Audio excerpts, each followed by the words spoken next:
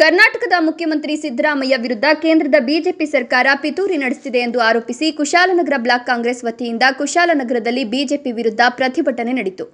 ಕಾಂಗ್ರೆಸ್ ಕಚೇರಿಯಿಂದ field marshal Cariappa ವೃತ್ತದವರೆಗೆ ಪ್ರತಿಭಟನಾಕಾರರು ಮೆರವಣಿಗೆ ನಡೆಸಿದರು. ಕಾರ್ಯಪ್ಪ ವೃತ್ತದಲ್ಲಿ ಮಾನವ ಸರಪಳಿ ರಚಿಸಿ ಕೆಲಕಾಲ ರಸ್ತೆ ತಡೆ ನಡೆಸಿ ಆಕ್ರೋಶ ವ್ಯಕ್ತಪಡಿಸಲಾಯಿತು. ಕೇಂದ್ರದ ಬಿಜೆಪಿ ನಾಯಕರಾದ ನರೇಂದ್ರ ಮೋದಿ, ಅಮಿತ್ ಶಾ ಸಂವಿಧಾನ ವಿರೋಧಿ ಕಾರ್ಯ ನಡೆಸುತ್ತಿದ್ದಾರೆ, ಕರ್ನಾಟಕದ ರಾಜ್ಯಪಾಲರು ಕೇಂದ್ರದ ಕೈಗೊಮ್ಮೆಯಂತೆ ವರ್ತಿಸುತ್ತಿದ್ದಾರೆ ಎಂದು ಆರೋಪಿಸಿ ಧಿಕ್ಕಾರ ಕೂಗಿದರು. ನಂತರ ತಹಶೀಲ್ದಾರ್ ಕಚೇರಿಗೆ ಮೆರವಣಿಗೆ ಮೂಲಕ ತೆರಳಿ ಮನವಿ ಪತ್ರ ಸಲ್ಲಿಸಲಾಯಿತು.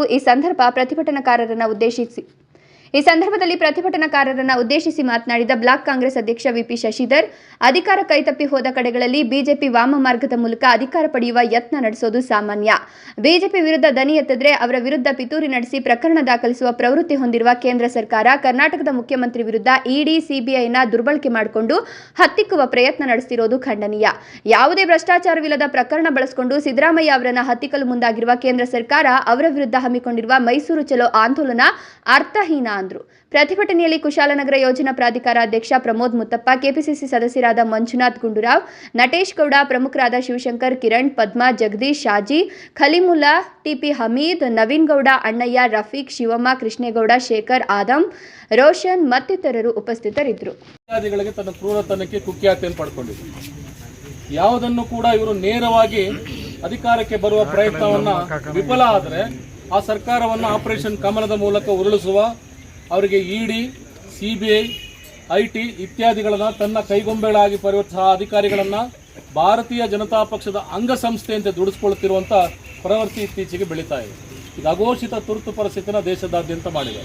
ಯಾರು ಅವ್ರ ವಿರುದ್ಧ ಸೋಲೆತ್ತುತ್ತಾರೆ ಅವರಿಗೆ ಜಾಮೀನಿಲ್ಲದ ಕೇಸ್ನಲ್ಲಿ ಇವತ್ತು ಬಹಳ ಮಂದಿ ಇವತ್ತು ಜೈಲಿನಲ್ಲಿ ಕುಳಿತಾ ಇದೆ. ಇವತ್ತು ದೇಶದಾದ್ಯಂತ ಒಂದು ಅರಾಜಕತೆ, ಕರಾಳತೆ ನೆಲೆಸ್ಕೊಂಡಿದೆ.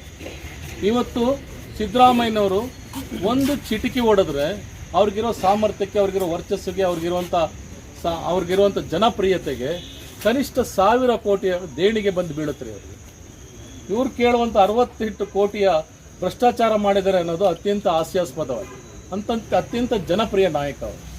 ಬಡವರ ಪರವಾದ, ನಿರ್ಗತಿಕರ ಪರವಾದ, ಅಸಹಾಯಕರ ಪರವಾದ, ದಲಿತರ ಪರವಾದ, ಬಹಳ ಮುಖ್ಯವಾಗಿ ಮಹಿಳೆಯರ ಪರವಾದ ಅನೇಕ ಕಾರ್ಯಕ್ರಮ ರೂಪಿಸಿ ದೇಶದಾದ್ಯಂತ ಇವತ್ತು ಅತ್ಯಂತ ಜನಪ್ರಿಯ ನಾಯಕರಾಗಿ ಹೊರಹೊಮ್ಮಿದ್ದಾರೆ. ತನ್ನ ನೈತಿಕತೆಯ ಮೂಲಕ, ತನ್ನ ಸ್ವಚ್ಛ ರಾಜಕಾರಣದ ಮೂಲಕ, ಹೌದು ಅವರು ಸ್ವಚ್ಛ ರಾಜಕಾರಣ, ಕೈಯನ್ನು ಶುದ್ಧವಾಗಿಟ್ಕೊಂಡಿದ್ದಾರೆ. ಯಾವುದೇ ಭ್ರಷ್ಟಾಚಾರ ಇದುವರೆಗೆ ಅವ್ರ ಕೈಗೆ ಅಂಟಿಲ್ಲ. ಅವರನ್ನು ಸದೆ ಬಡಲಿಕ್ಕೆ ಪಾಪ ಕ್ಷುಲ್ಲಕವಾದ ಕಾರಣಗಳಿಟ್ಕೊಂಡು ಇವತ್ತು ಪಾದಯಾತ್ರೆಯನ್ನು ಮಾಡ್ತಾ ಇದ್ದಾರೆ. ಇವತ್ತು ಮೂಢ ಹಗರಣ ಅಕ್ಷರಶಃ ಅದೊಂದು ತಿರುಳಿಲ್ಲದ, ಯಾವುದೇ ರೀತಿಯ ಭ್ರಷ್ಟಾಚಾರದ ಸೋಂಕಿಲ್ಲದ ಒಂದು ಪ್ರಕರಣ. ಅದು ಆ ಪ್ರಕರಣದಲ್ಲಿ ಶ್ರೀಮತಿ ಪಾರ್ವತಿ ಅಂತ ಹೇಳಿ ನಮ್ಮ ಸಿದ್ದರಾಮಯ್ಯನವರ ಶ್ರೀಮತಿಯವರಿಗೆ ಅವರ ತವರು ಮನೆಯಿಂದ ಬಂದಂಥ ಉಡುಗೊರೆ ಏನಿದೆ 3 ಎಕರೆ 16 ಗುಂಟೆ, ಅದನ್ನು ಯಾವುದೇ ನೋಟಿಸ್ ಕೊಡದೆ, ಅವರ ಗಮನಕ್ಕೆ ತರದೆ ಅದನ್ನು ಅಕ್ರಮವಾಗಿ ಸ್ವಾಧೀನಪಡಿಸ್ಕೊಂಡು ಮೂಡದವರು ಒಂದು ಬಡಾವಣೆಯಾಗಿ ನಿರ್ಮಾಣ ಮಾಡಿ ಈಗಾಗಲೇ ನಿವೇಶನಗಳನ್ನು ಕೂಡ ಹಂಚಿಕೆ ಮಾಡಿದ್ದಾರೆ. ಯಾರ ಗಮನಕ್ಕೂ ತಾರದೆ ಈ ರೀತಿ ಗಮನಿದ್ದಾರೆ. ಸೊ ಈ ರೀತಿ ಬಡಾವಣೆಗಳು ಮಾಡಿ ಯಾವುದೇ ಕಾಂಪನ್ಸೇಷನ್ ಕೊಡದೆ, ಯಾವುದೇ ಪರಿಹಾರವನ್ನು ಕೊಡದೆ, ಅವರಿಗೆ ಯಾವ ರೀತಿಯಲ್ಲೂ ಕೂಡ ಅವರ ಸ್ವಾಧೀನ ಪ್ರಕ್ರಿಯೆಗೆ ಗಮನಕ್ಕೂ ಕೂಡ ತಾರದೆ ಮಾಡ್ತಿರುವಂಥ ಅಕ್ರಮದ ವಿರುದ್ಧ ಸಾಕಮ್ಮ ಅಂತ ಒಂದು ಸರೋಜಮ್ಮ ಅನ್ನೋರು ಒಂದು ಹೈಕೋರ್ಟ್ಗೆ ಪಿಟಿಷನ್ ಹೋಗ್ತಾರೆ. ಇದೇ ರೀತಿ ಮತ್ತೊಂದು ಹಗರಣದಲ್ಲಿ ಹೈಕೋರ್ಟ್ ನಿರ್ದೇಶನ ಕೊಡುತ್ತೆ, ಇವರಿಗೆ ಪರಿಹಾರವನ್ನು ಕೊಡಿ ಅಂತೇಳಿ. ಪರಿಹಾರವನ್ನು ಕೊಡಿ ಅಂತ ಹೇಳುವಂಥ ಸಂದರ್ಭದಲ್ಲಿ ಬಿಜೆಪಿ ಸರ್ಕಾರ ಆಡಳಿತದಲ್ಲಿದೆ. ಇದೇ ನಾಗೇಂದ್ರ ಶಾಸಕರಾಗಿರ್ತಾರೆ, ರಾಮದಾಸ್ ಶಾಸಕರಾಗಿರ್ತಾರೆ, GT ದೇವೇಗೌಡ ದಳದಿಂದ ಶಾಸಕರಾಗಿರ್ತಾರೆ, ಮೂಡ ಚೇರ್ಮನ್ ಬಿಜೆಪಿಯವರಾಗಿರ್ತಾರೆ, ಮೂಡದ ಸದಸ್ಯರುಗಳು ಕೂಡ ಬಿಜೆಪಿಯವರು ಆಗಿರ್ತಾರೆ. ಈ ಸಮಿತಿಯವರು ಕುಳಿತುಕೊಂಡು ಹೈಕೋರ್ಟ್ ತೀರ್ಮಾನದಂತೆ ಅವರಿಗೆ ವಶಪಡಿಸಿಕೊಂಡಂತ ಅಭಿವೃದ್ಧಿ ಪಡಿಸಿದಂಥ ನಿವೇಶನಗಳಲ್ಲಿ 50-50 ಸರ್ಕಾರಕ್ಕೆ ಮೂಡಗೆ ತೆಗೆದುಕೊಂಡು ಇನ್ನು 50% ಈ ಪ್ರೇಮಮ್ಮ ಅನ್ನೋರಿಗೆ ಕೊಡ್ತಾರೆ.